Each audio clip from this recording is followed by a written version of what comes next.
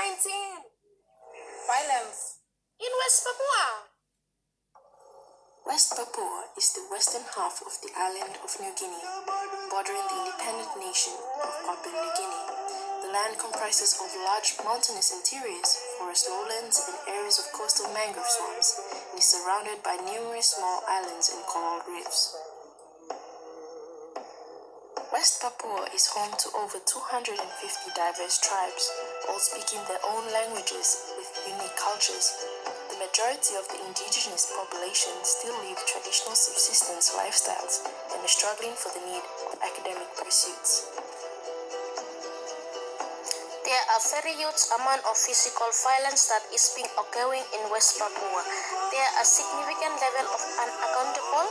It's unrecorded largely because there is no way to solve appropriate fraud, balance of what the government is proclaiming, allies, and so on. So there is significant level of violence we do know either is a reaction to what is colonial occupation, it's a circumstances to consequences as forms of control. Mr. Jope Tarai is with the School of Government, Development and International Affairs and is currently a teaching assistant at the University of the South Pacific. He will further elaborate more on what is currently happening in West Papua. Part of what's happening in West Papua at the moment has to do with the information age that we're going through. It's becoming increasingly obvious to the Indonesian authorities as well that there's more and more information that's coming out regarding the atrocities, or at least the allegations of atrocities and kidnapping and so on. And this is what's escalating, or part of what's escalating the tension that's there. Also, we do know that the military presence in certain parts are erratic and of course increased over time, so that military relationship is also part of what's influencing, if not inflicting, a lot of instability. Early this week, Indonesian government has restricted internet access into West Papua, or out of West Papua. So that shows that the information age, of course, is having an influence on how a lot of things are reported, and especially on how the West Papuan struggle is seen. Dr. Gordon Nanau is from the Solomon Islands and has been serving the University of the South Pacific for about 10 years. He will further elaborate more on the factors that are shaping the conflicts of West Papua. So some of the factors include the role of multinational companies that are operating in West Papua. This is a big factor in suppressing the voices of Papuans. These multinational companies are plundering the land, exploiting natural resources. To add on, let us see what Mr. Jope Tarai has to say about West Papuans and their resources. To me, I think what is really, in a way, the motivation around Indonesian control has to do with the resources that's in West Papua. West Papua has one of the biggest open pit mines, which is now going to go underground, and that in itself makes about over 180 million.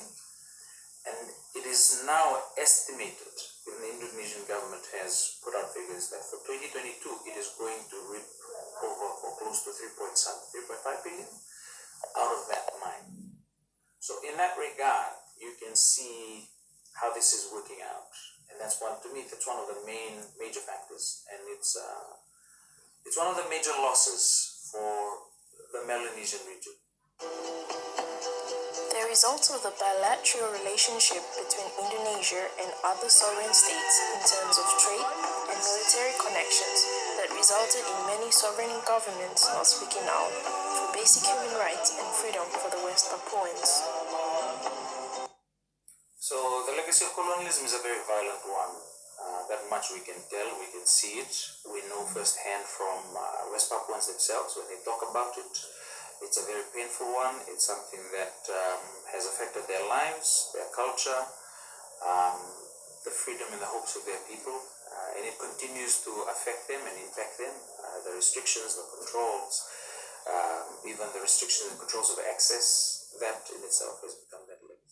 Now we have seen how West Papuans cope with their struggles, and that can be in the means of songs and great art.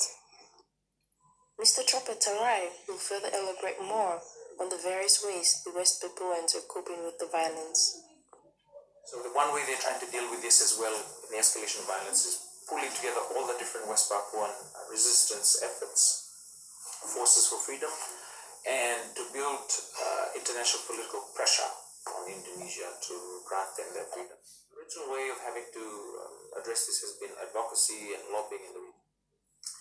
Other things that have helped has been information. And to me, that's one of the major leaps and bounds in the last couple of years.